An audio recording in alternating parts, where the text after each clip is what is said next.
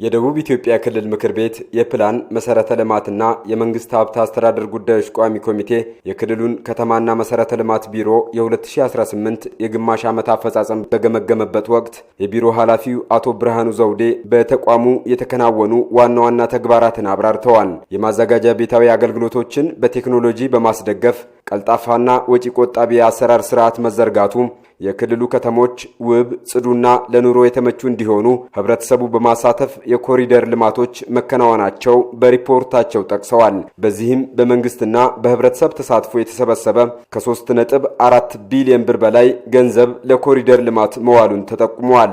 የቋሚ ኮሚቴው አባላት በጥንካሬ የተመለከቷቸው ጉዳዮችን አንስተዋል። ለከተሞች የትንሳኤ ወይም የመነሳሳት ጊዜ ነው የምወስደው። ከተሞች ሳለቅሱ ነበሩ። ባለቤት አጥተው ሚያያቸው አጥተው አሁን ደግሞ ባለቤት አግኝቶ ከተሞች የሚደሰቱበት እንደ ሰውኛ ሆኖ የታዩበት ወቅት ነው፣ እንደ አገርም እንደ ክልልም። በቀጣይ ሊሻሻሉ ይገባል በሚል በቋሚ ኮሚቴ አባላቱ ለተነሱ ሀሳቦች የቢሮ ኃላፊው አቶ ብርሃኑ ዘውዴ ምላሽና ማብራሪያ ሰጥተዋል። ከህብረተሰብ ተሳትፎ አንጻር እቅዱ ላይ ሲናይ ህዝቡ በገንዘብም በጉልበትም አሳትፈን ከተማውን ከማልማት አኳያ አፈጻጸሙ ዝቅተኛ ይላል። አሁንም ህብረተሰቡን በደንብ ማሳተፍ ላይ የሚቀሩ ስራዎች አሉ በከተሞች። ሁለተኛ አሁንም የመረጃ አያያዝ ድክመት አለ በከተሞቻችን ዘንድ። እሱን ለማስተካከል ቲምም አዋቅረን ሪፖርት ስርዓቱንም እየሰራንበት እንገኛለን። በኮሪደር ልማት አሁን ህብረተሰቡ የተሳተፈው ከ500 ሚሊዮን በላይ ነው። የተቀናጀ መሰረተ ልማት ላይ ደግሞ ስንመጣ ዝቅ ያለ ነው። የኮሪደር ልማት አብዛኛው መሰረተ ልማት ስራ ጋር የተያያዘ ነውና እንዲህ አይነት ነገሮችን ቀጣይ አጥርተን እንሄዳለን። እንግዲህ በርካቶች የህብረተሰብ ተሳትፎን ታክሎ የሚሰሩት ናቸውና ስለዚህ ህዝብንም እንደ ሀብት አድርገው ከመጠቀም አንጻር ሌሎች ተኝቶ ሌሎች በደንብ እየሄዱ ናቸውና ይሄ ልዩነት ተገምግሞ ለማመጣጠን ትኩረት እንዲሰጡ አሁንም ታችኛው መዋቅር ላይ በእናንተ ትኩረት ተሰጥቶ ቢፈጽም ጥሩ ነው የሚል ሐሳብ አለኝ። ሁሉም ከተሞች በእኩል ደረጃ አይደሉም። አንዱ ተሞክሮዎችን በማጋራት ለማቀራረብ ጥረት እያደረግን ነው። አንዱ ጋር የተሻለ የፈጸሙ የተባለውን በየዘርፉ የተሻሉ ተሞክሮዎችን፣ ሁለተኛ ድጋፍ ስራዎችን በአካልም ጭምር በቲም አመራሩም ጭምር ተከፋፍለን እያስኬድን ነው። ወደ ውድድር መንፈስም ያስገባናቸው እንገኛለን። የፕላን መሰረተ ልማትና የመንግስት ሀብት አስተዳደር ጉዳዮች ቋሚ ኮሚቴ ሰብሳቢ አቶ እንቁ ዮሐንስ በበኩላቸው በክልሉ አንዳንድ ከተሞች ላይ የኦዲት ግኝት መኖሩን ጠቁመው በፍጥነት ማረም እንደሚገባ አሳስበዋል። ወደ ከተሞች የተካለሉ አካባቢዎች ላይ የሚታዩ ውስንነቶች እንዲቀረፉም በአጽንኦት አንስተዋል። መሰረተ ልማት ተደራሽነት ላይ አስተያየት ብሰጥ ኮዚያው እዛ ያለው ወደ ከተማ ተካለልኩ ብሎ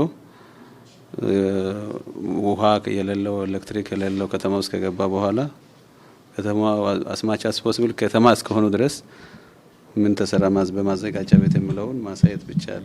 የማስፋፊያ ቀበሌያት የመሬት ማስተካከያ እንዲደረግ ካስወሰንን በኋላ ፕላን ለሁሉም ፕላን እንዲሰራ አድርገናል።